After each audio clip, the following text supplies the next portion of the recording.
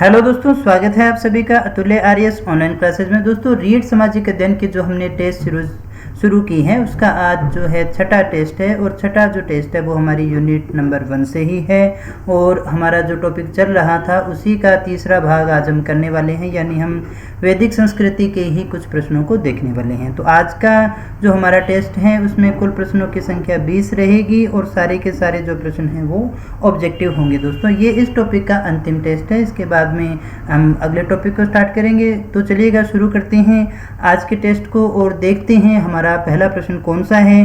तो हमारा पहला प्रश्न है कि ऋग्वैदिक काल की सबसे महत्वपूर्ण नदी कौन सी है। क्या पूछ रहा है कि ऋग्वैदिक जो हमारा काल है उसमें सबसे महत्वपूर्ण नदी किसको माना जाता है। ऑप्शन है हमारे पास में सिंधु, सरस्वती, दृशद्वती और वितस्ता। तो देखिएगा, इस काल की जो सबसे महत्वपूर्ण हमारी नदी मानी जाती है वो है सिंधु नदी। सिंधु नदी जो है ऋग्वेद काल की सबसे महत्वपूर्ण नदी मानी जाती है। दोस्तों, इसके अलावा देखिएगा सरस्वती भी उस समय काफ़ी महत्वपूर्ण थी। सरस्वती जो थी उस समय की सबसे पवित्र नदी, अगर आपसे पूछा जाए कि सबसे पवित्र नदी कौन सी थी तो वो होगी सरस्वती नदी। और दूसरी लोकप्रिय नदी या जो दूसरी महत्वपूर्ण नदी है वो कौन सी थी, सरस्वती थी।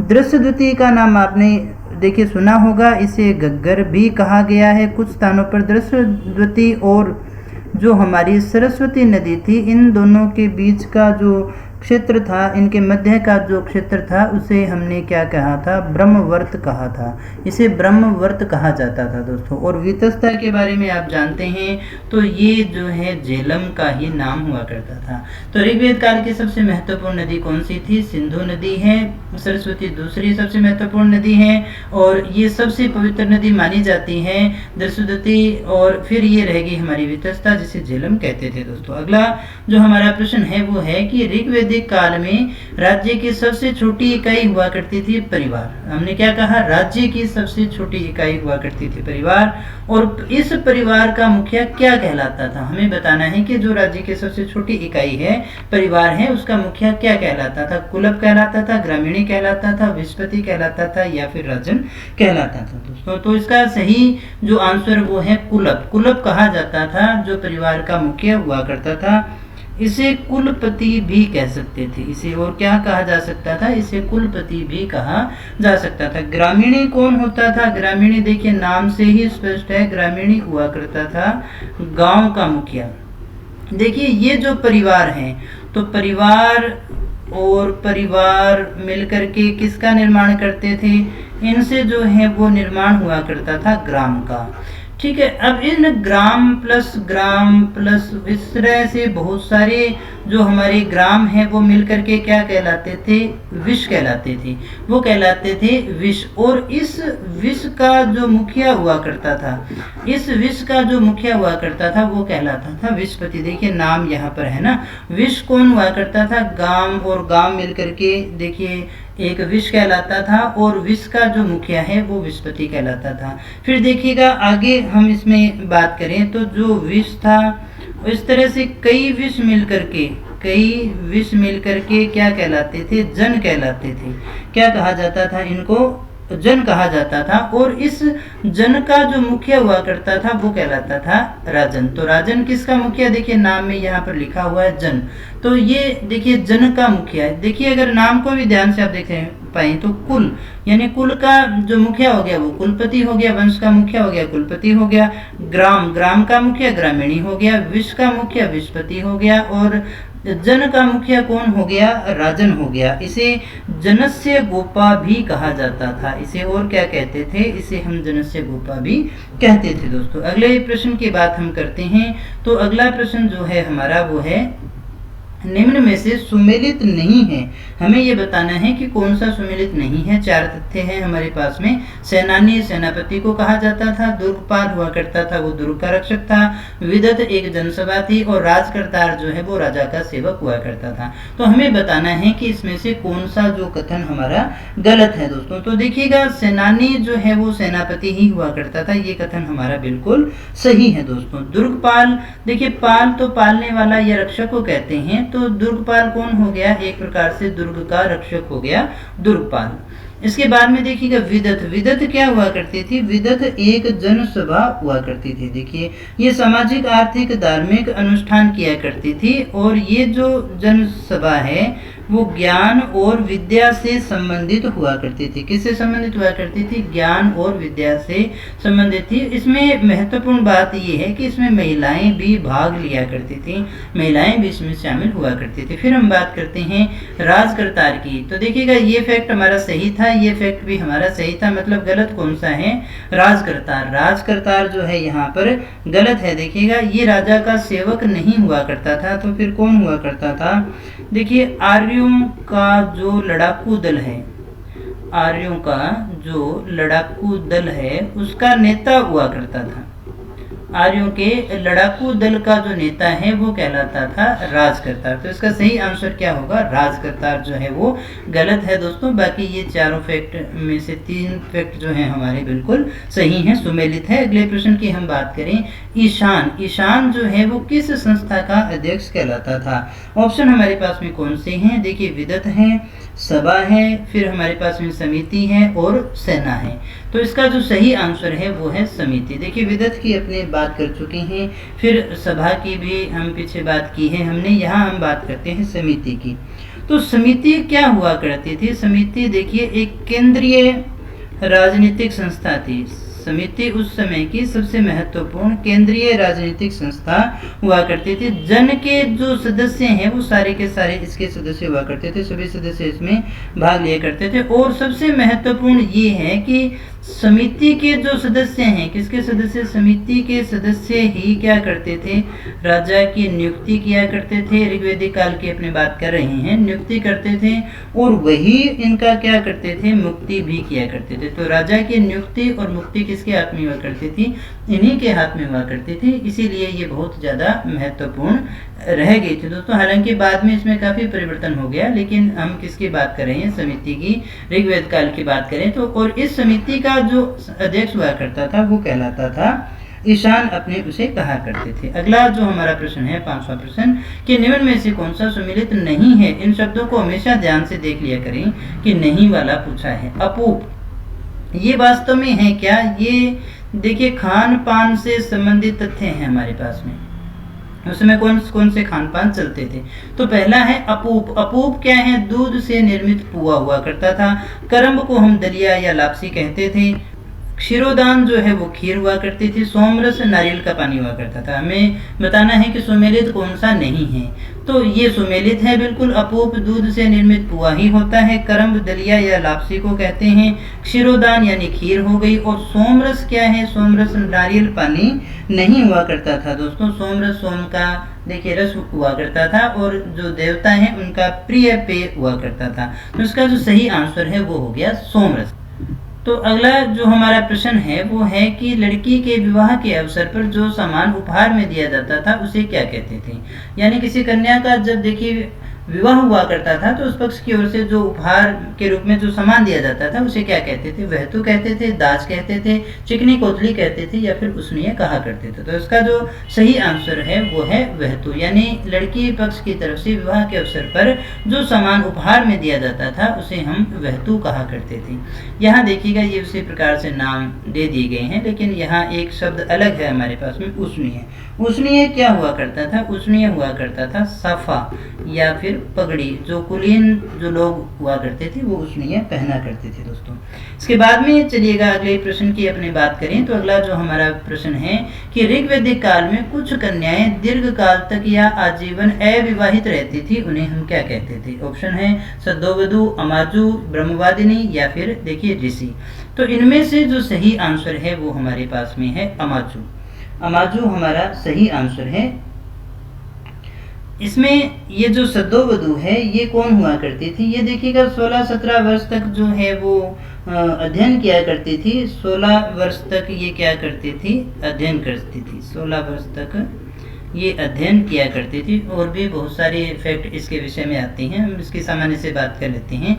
फिर देखिए ब्रह्मवादिनी। ब्रह्मवादिनी की बात करें तो ये काफ़ी इम्पोर्टेंट है। ये देखिए आजीवन अविवाहित रहती थी। अविवाहित तो रहती ही थी, साथ ही साथ वो शिक्षा ग्रहण भी किया करती थी। आजीवन अविवाहित रह करके वो शिक्षा ग्रहण करने वाली जो कन्या हुआ करती थी उसे हम देखिए ब्रह्मवादिनी कहा करते थे। ऋषि देखिएगा कुछ जो स्त्रियां हैं उन्होंने भी मंत्रों की रचना की है, तो उन्हें ही क्या कहा जाता था, ऋषि कहा जाता था। वे स्त्रियां जिन्होंने मंत्रों की रचना की वे भी ऋषि ही कहलाया करती थी दोस्तों। उसके बाद में अगला जो हमारा प्रश्न है इसका सही आंसर आपने देख लिया होगा, अमाजु है। 8वां जो प्रश्न है उसमें पूछा गया है कि ऋग्वैदिक समाज जो है वो 3 वर्गों में बंटा हुआ था। वर्ग की बात कर रहे हैं, वर्णों की नहीं। वर्गों में विभक्त था, तो कौन सा जो है वो इसमें शामिल नहीं था दोस्तों। एक तो है ब्राह्मण, दूसरा है क्षत्रिय, तीसरा है विश्व और चौथा है शूद्र। तो इस क्वेश्चन का जो सही आंसर है वो है शूद्र। शूद्र उस समय वर्ग नहीं हुआ करता था दोस्तों।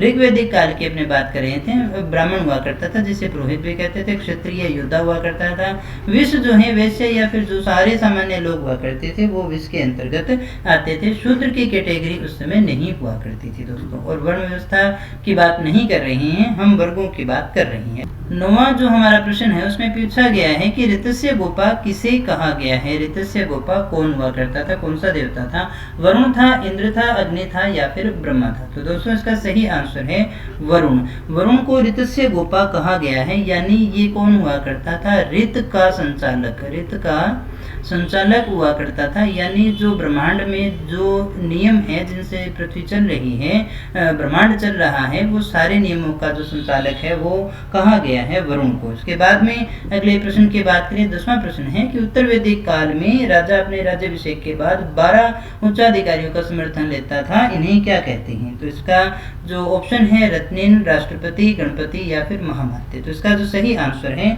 वो है रत्नी।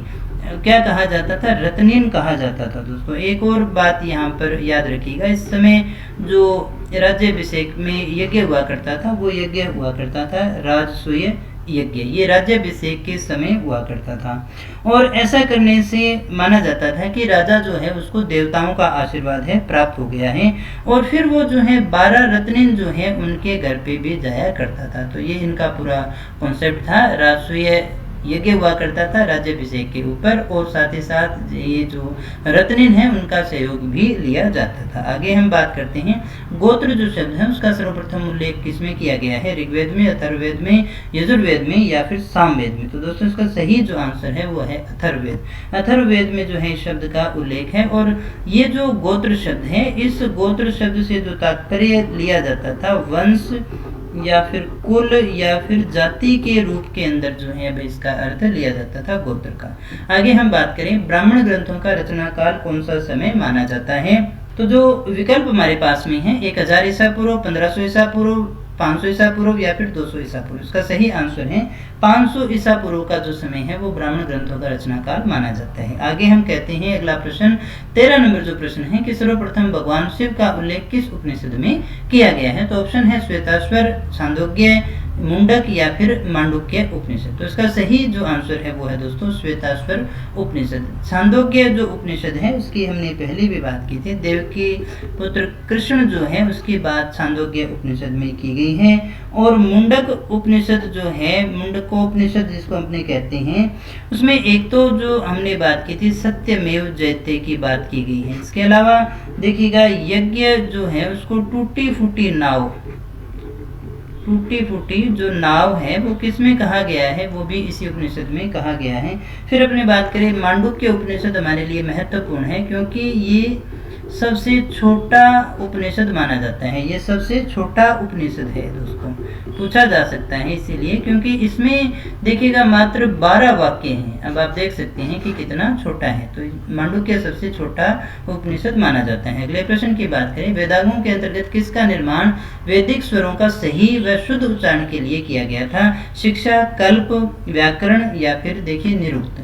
तो यहाँ जो हमारा देख लेते हैं सारे जो चीज़ हैं, इसका सही आंसर होगा शिक्षा। शिक्षा को ही क्या माना गया है, जो शिक्षा जो वेदांग है उसका निर्माण किया गया था स्वरों का सही व शुद्ध उच्चारण करने के लिए दोस्तों। इसके बाद में देखिए यहाँ पर कल्प भी दे रखा है, कल्प को भी अपने देख लेते हैं। कल्प क्या हुआ करता था, तो कल्प एक प्रकार का देखिएगा अर्थसूत्र हुआ करता था, अर्थसूत्र हुआ करता था। इसमें देखिए कर्म कांड संबंधी विधि नियम थे। कर्म कांड संबंधी विधि और नियमों का जो उल्लेख है वो इसके अंतर्गत किया जाता था, और इसकी जो रचना है वो गौतम ऋषि के द्वारा की गई थी। किस ऋषि के द्वारा की गई थी? गौतम ऋषि के द्वारा जो है इसकी रचना की गई थी। फिर देखिए व्याकरण की बात करें, व्याकरण किसे कहा जाता है? तो व्याकरण है शब्दों की मीमांसा। किसी भी भाषा को वैज्ञानिक आधार प्रदान करना है तो उसके लिए व्याकरण तैयार की जाती है। तो शब्दों की मीमांसा करने वाला जो शास्त्र है उसे ही हम क्या कहते हैं? व्याकरण कहा करते थे। फिर देखिए निरुक्त क्या है? निरुक्त है जो भी हमारे कठिन वैदिक शब्द हैं, कठिन वैदिक जो भी हमारे कठिन वैदिक शब्द रहेंगे उनका देखिए संकलन और व्याख्या का कार्य किसमें किया गया है? निरुक्त में किया गया है। 4 हैं। शिक्षा में देखिए वैदिक स्वरों का सही व शुद्ध उच्चारण की बात की गई है। कल्प जो है अर्थसूत्र है, इसमें कर्मकांड संबंधी विधि नियम बताए गए हैं। और व्याकरण जो है वो शब्दों की मीमांसा करता है, किसी भी भाषा को वैज्ञानिक आधार प्रदान करने के लिए आवश्यक होता है। और निरुक्त जो है वो कठिन वैदिक शब्दों का संकलन और व्याख्या करता है। इसके बाद में अगले प्रश्न की बात करें कि वैदिक साहित्य जो है उसको अक्षुण्य बनाए रखने के लिए और संक्षिप्त करने के लिए किसकी रचना की गई थी? सूत्र साहित्य की, ब्राह्मण की, आरण्यक की या फिर उपनिषद की? तो दोस्तों इसका जो सही आंसर है वो सूत्र साहित्य है। दोस्तों सूत्र साहित्य की रचना इसलिए की गई थी 600 से 300 ईसा पूर्व जो है वो इसकी रचना की गई थी। दोस्तों ये भी हमारे लिए काफी महत्वपूर्ण है। तो अगला जो हमारा प्रश्न है 16 नंबर जो प्रश्न है वो है कि वैदिक काल के राजनीतिक संगठन की इकाइयों का अवरोही क्रम बताइए, यानी बड़े से छोटे की ओर। विष है, गण है, ग्राम है, राष्ट्र है और कुल है, इन्हें हमें सीक्वेंस से रखना था दोस्तों। तो ये हमारे पास में ऑप्शन है और इन्हीं के हिसाब से हमें आंसर करना था दोस्तों। तो इसका सही आंसर जो होगा वो देखिएगा कौन सा हो सकता है? सबसे बड़ा इनमें से कौन सा हो गया? राष्ट्र हो गया। तो सबसे बड़ा कौन सा हो गया? राष्ट्र। और राष्ट्र के बाद में कौन सा आता है? गण। और गण के नीचे फिर देखिए कौन सा हो गया? विश्व हो गया। और विश्व के नीचे फिर कौन सा आता है? ये अभी तक हमें याद होगा, ग्राम हो गया। और ग्राम के नीचे कौन सा आता है? कुल आता है दोस्तों। तो इस प्रकार से ये जो हमारा है क्रम है बड़े से छोटे की ओर। सबसे बड़ा राष्ट्र है, गण है, विश्व है, ग्राम है और फिर कौन से का नाम आता है? कुल का आता है दोस्तों। कुल से मिलकर के ग्राम बनता है, ग्रामों से विश्व, विश्व से गण और गण से हमें क्या बनता है? राष्ट्र का निर्माण होता है दोस्तों। आगे हम बात करते हैं कौन सी पुस्तक हमें बताती है कि आर्यों में सांकेतिक सती प्रथा प्रचलित थी? इसका जो सही आंसर है उनके ऑप्शन है ऋग्वेद, यजुर्वेद, अथर्ववेद और सामवेद। तो दोस्तों इसमें जो सही आंसर है वो है अथर्ववेद। अथर्ववेद से हमें सांकेतिक जानकारी मिलती है सती प्रथा के विषय में। अगला जो हमारा प्रश्न है उत्तर वैदिक काल के वेद विरोधी और ब्राह्मण विरोधी धार्मिक शिक्षक क्या कहलाते थे? हमने क्या कहा? उत्तर वैदिक काल के वेद विरोधी और ब्राह्मण विरोधी धार्मिक शिक्षक क्या कहलाए थे? यजमान, श्रेष्ठी, अथर्वण या फिर श्रमण। तो ये कहे जाते थे श्रमण। श्रमण कौन थे? वो वैदिक काल के शिक्षक थे, धार्मिक शिक्षक थे जो वेद विरोधी थे और ब्राह्मण विरोधी हुआ करते थे। 19वां प्रश्न क्या कहता है? वैदिक समाज में किस वर्ण की यानी कौन से वर्ण के लोगों की संख्या सर्वाधिक मानी जा सकती है? शूद्रों की, वैश्यों की, क्षत्रियों की या फिर मलेच्छों की? तो इसका जो सही आंसर है वैश्यों की। सामान्य जन उसमें शामिल हुआ करते थे। तो वैश्यों की जो संख्या है वो सर्वाधिक मानी जा सकती है। अंतिम प्रश्न है गीता क्या है? तो वेद है, स्वतंत्र महाकाव्य है, रामायण का एक भाग है या फिर महाभारत का एक भाग है? तो दोस्तों इसका जो सही आंसर है ये जो गीता है, भागवत गीता है, वो महाभारत का ही एक भाग है दोस्तों। तो इस प्रकार से जो हमारे 20 प्रश्न थे हमने पूरे कर लिए हैं दोस्तों। इस प्रकार से वैदिक संस्कृति जो हमारा वैदिक सभ्यता का जो टॉपिक था वो पूरा हो जाता है। लगभग हमने 95 क्वेश्चन कर लिए हैं। पहले टेस्ट में 25 थे, 50 वन लाइनर और आज के इस टेस्ट में हमने 20 प्रश्नों की बात हमने कर ली है। अगला जो हमारा टॉपिक होगा वो होगा भारतीय समाज। अगले टॉपिक में हम भारतीय समाज के प्रश्नों को देखेंगे दोस्तों। और देखिएगा इसमें बहुत ज्यादा प्रश्न नहीं बनते हैं, वो इतिहास के प्रश्न थे, इसलिए इसमें टेस्टों की संख्या भी ज्यादा होगी। लेकिन आप चिंता मत करें, जितना भी महत्वपूर्ण प्रश्न होंगे उन सभी की अपने बारी बारी से टॉपिक वाइज बात करने वाले हैं दोस्तों। रोजाना हमारी इसी तरह से क्लास जो है वो चलती रहेगी। और अगर आपको क्लास अच्छी लग रही हो, आपको ये टेस्ट अच्छे लगे हो, प्रश्न इंपॉर्टेंट लगे हो, तो इसे लाइक कर देना, दोस्तों के साथ में शेयर कर देना, ताकि ज़्यादा से ज़्यादा स्टूडेंट्स इसका लाभ उठा सकें। और आप नियमित रूप से हमारे साथ में जुड़ना चाहते हैं तो ही चैनल को सब्सक्राइब करना, चैनल को सब्सक्राइब कर लेना, और हमारे साथ में ही जुड़ करके तैयारी करना चाहते हैं तो बेल आइकन भी दबा देना, ताकि क्लास आते ही तुरंत प्रभाव से आपको नोटिफिकेशन मिल जाए। और हमेशा की तरह इस क्लासेस की जो PDF है वो आपको हमारे या तो टेलीग्राम चैनल पे मिल जाएगी, जिसका नाम अतुल्य RS है, उस नाम से सर्च करोगे तो आपको मिल जाएगा। इसके अलावा हमारी ऑफिशियल जो वेबसाइट है atulyaRS.in, वहाँ पर जा करके भी आप इनकी PDF जो है वो डाउनलोड कर सकते हैं दोस्तों।